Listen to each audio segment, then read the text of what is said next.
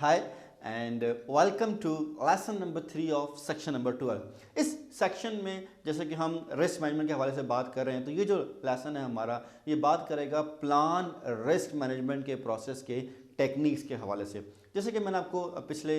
Lesson में ये बताया कि जनाब जो प्लान रिस्क मैनेजमेंट का प्रोसेस है ये हमें हेल्प कर रहा है रिस्क मैनेजमेंट की स्ट्रेटजीज डेवलप करने के लिए, ताकि हम अपने प्रोजेक्ट की प्लानिंग को और कंट्रोलिंग को जो है वो मैनेज कर सकें। अगर हम इसकी टेक्निक्स के हवाले से बात करें तो पीएमआई ने हमें प्लान रिस्क मैनेजमेंट के प्रोसेस में 3 tools and techniques, I would say tools तो है नहीं, टेक्निक्स प्रोवाइड की हैं। एक है हमारे पास एनालिटिकल टेक्निक्स, दूसरी है हमारे पास एक्सपर्ट जजमेंट और तीसरी हमारे पास है मीटिंग्स। अगर मैं पहली टेक्निक की बात करूं एनालिटिकल टेक्निक्स की, तो बेसिकली एनालिटिकल टेक्निक जो है वो हमें हेल्प कर रही है कि हम किस तरह से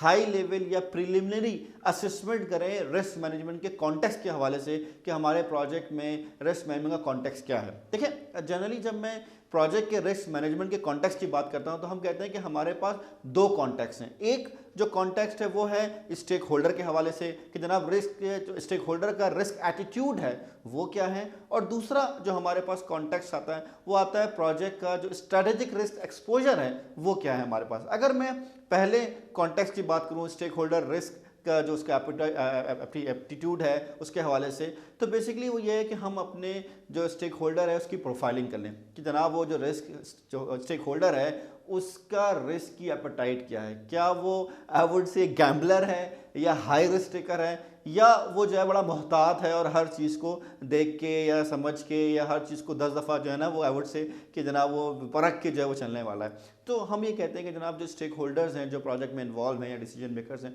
उनकी रिस्क की एपेटाइट क्या है। दूसरा जो हमारे पास कॉन्टेक्स्ट है यहाँ पर वो है हमारे पास strategic risk exposure of a project कि जनाब हमारा जो प्रोजेक्ट है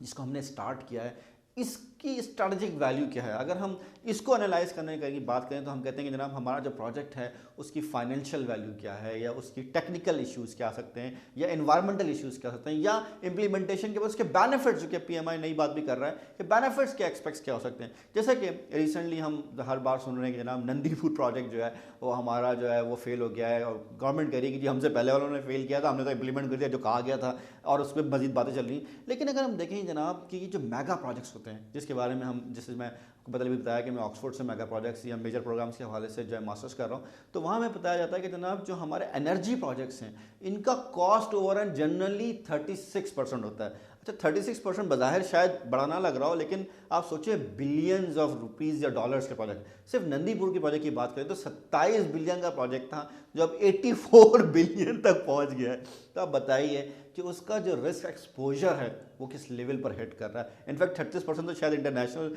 या ग्लोबल वर्ल्ड में, पाकिस्तान में तो शायद यू कैन सी कि 200% तक चला गया। इसी तरह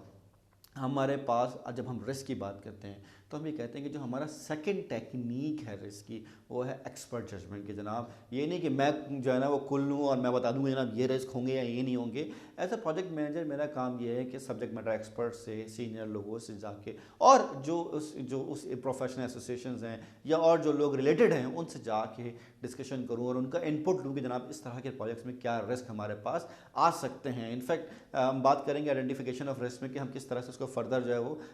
मल्टीपल टेक्निक्स के जरिए यूज़ कर सकते हैं। देन फाइनली जो तीसरी जो टेक्निक है हमारे पास वो है मीटिंग्स। देखिए एज अ प्रोजेक्ट मैनेजर मेरा काम सबसे इंपॉर्टेंट ये है कि मैं लोगों को बुलाऊं, मीटिंग्स करूं और उनसे उनका इनपुट लूं प्रोजेक्ट के हवाले से, चाहे वो रिस्क के हवाले से हो या कॉस्ट के हवाले से हो या स्कोप के हवाले से हो। और रिस्क के लिए तो बड़ा इंपॉर्टेंट ये है कि हम रिस्क की मीटिंग ही नहीं बुलाते, हम कहते हैं यार जब होगा देखा जाएगा, और इवेंचुअली जब हो जाता है तो कहते हैं आपने बताया क्यों नहीं था। तो बेसिकली मैंने जो है वो मल्टीपल मीटिंग्स अरेंज करनी है। और प्लीज़ खुदा के वास्ते ये मत करना कि यार मैं एक मीटिंग करूंगा और सारे रिस्क एक ही दिन में बैठ के कर लूँगा। Sorry, you need to do multiple meetings. और मेरी अपनी एक और ऑब्जर्वेशन है कि प्लीज़ जब आप मीटिंग्स करें रिस्क की तो कोशिश करें अप्रोप्रिएट लेवल के लोगों को बैठाएं, इसलिए कि बाज़ दफ़ा ये ईगोइस्टिक भी जाता है कि यार मैं कह रहा हूँ कि ये रिस्क है वो कह रहा है क्यों है, या कभी कभार कोई जूनियर कह देता जी ये रिस्क है और सीनियर को पता भी होता है लेकिन वो कहते हैं यार चलो जाने दो, हम इसको किसी और तरीके से मैनेज कर लेंगे, या समटाइम्स वो कहते हैं अगर हर चीज़ के बेसिस पे हम करेंगे तो शायद हम कोई प्रोजेक्ट करें ही ना। तो आई वुड से कि आप अप्रोप्रिएट लेवल के लोगों को बुला के मल्टीपल